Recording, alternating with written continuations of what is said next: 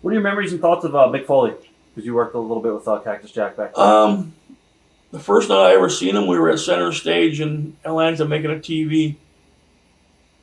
And I'd never seen him. I'd heard about him from Texas and everything else. And he used to have a ramp that went up about, maybe at an angle like that, straight up to the ring there at Center Stage. Wasn't a huge building.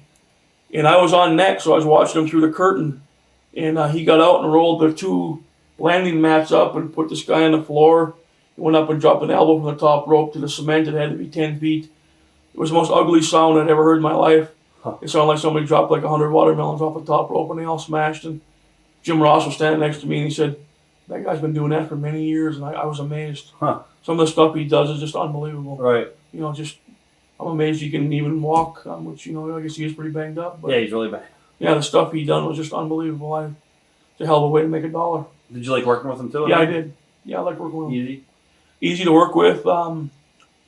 He was willing to really go the distance with me with the Norman character because it kind of mixed, his character and mine. And then some people got in his ear down there, Jim Cornette and them, and said, hey, do this, do that.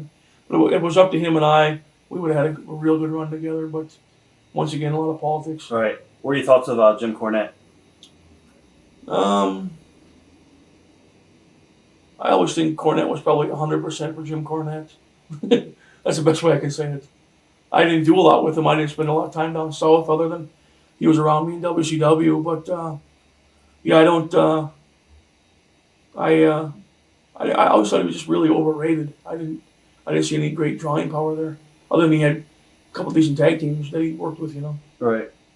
Was there anybody else that you didn't really like in WCW as far as because of politics or working with? Or? Probably Ole Anderson and Jim Herd were the two. He couldn't even really dislike Herd because he was just so stupid. Right. He didn't have a clue what was going on. He was a pizza guy. Yeah, he didn't have any idea what was happening or why it was happening. And I guess you shouldn't blame him. You should blame the people that hired him, who helped put him in that position to try to run a wrestling business. I mean, he didn't know. There's 10,000 wrestling promoters out there from small territories that could have did a much better job. But, the executives and the mustaches and the striped shirts think they got to hire a guy who spent 6 years in college, which you don't need to do. Right. He needed to spend 20 years on the road to know what was going on, Ole was just an idiot. Ole destroyed more careers down there than, he damn near killed Luger off with that Stan Hansen thing. And he didn't like my character. He didn't like Funk. He didn't like... he was just an arrogant prick, A lot of people say that. He should have never been in that position either. You can't, when Vince is going full bore entertainment, you can't go on national TV and say we're going to take this back to 1950s wrestling. I mean, people don't want to see old black and white reruns.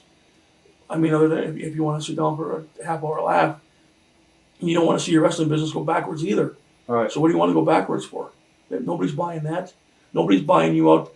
You laid down, even in Calgary, you laid down for 30 seconds with a hold on and they're screaming, boring, boring. They don't want to see that. Nobody want to see that. Ole was, he killed my character off and he just his attitude, never no reason for it or no rhyme for it or other than he was an ass. All right. Now you went from having real athletic matches with Owen and Pillman, and then you went to WCW. Were you ever frustrated or did you say, this is easier? And I'm getting paid. I think I had a really hard time adapting that not wrestling. I mean, they didn't care if I sat in the corner and scratched my ass or with the Norman character. They didn't care what I'd done, take my shoes off and sniff them. They laughed at it. I wanted to still wrestle. That's what I was saying earlier. A couple of times they came to me and said, okay, forget the character, go out and work with Pillman or whatever. Right. And we had good matches.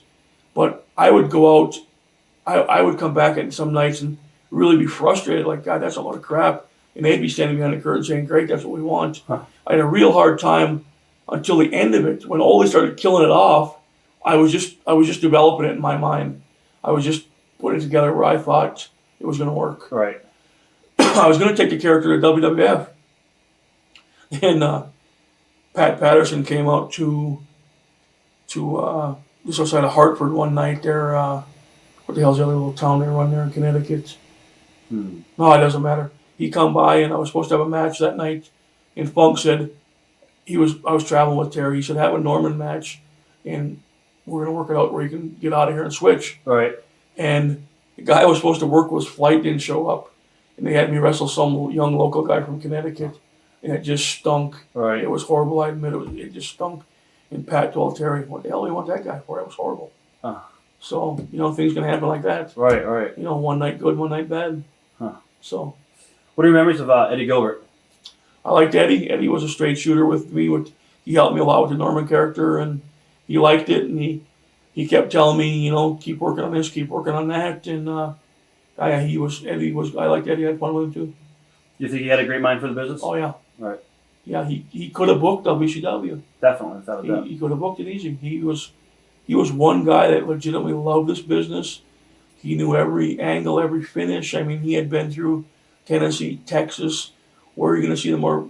I mean, they did everything in the world in those things. Right. They had guys in fishnet stockings and everything else, and he knew that. I mean, he was 100%. Stood on the game. Could have booked it, and then he knew he had to back off sometimes because it becomes a matter you got to take care of yourself. What about Dick Murdoch? Memories of I was just talking to somebody about Dick the other day. I liked Dick. He was funny. He's typical old redneck. He stop at the same restaurant every time you're in the same town, order the same meal, drink his beer. Everything's bigger and better in Texas. That was Dick. He was funny. All right. Yeah, we had fun with him. And me and Funk used to get him so wound up.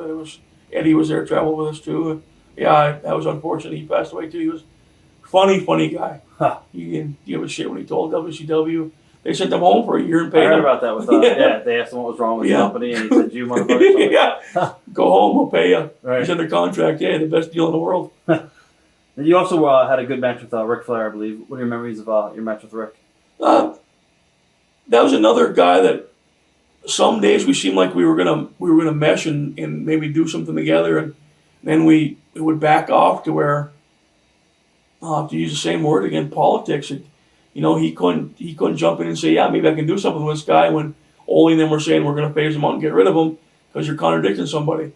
So it was such a game there. It was like I said, you never knew what was happening from week to week. But Flair, he's been great for this business. He's been around forever. So. Right. But I think I could have did something with him if it would have been let go. What about Paul Heyman? Some of your early memories of Paulie? I think Paul was a good talent. I'll give him credit. He was a good talker. He had that swagger, kind of a good character to him. I wasn't around him. He was kind of in and out of WCW when I was there. He was trying to start ECW and he was trying to do other things. So I wasn't around him a lot, but he was credit to the business. Right. Yeah, he was good. Watch thousands of exclusive shoot interviews right now on TitleMatchNetwork.com.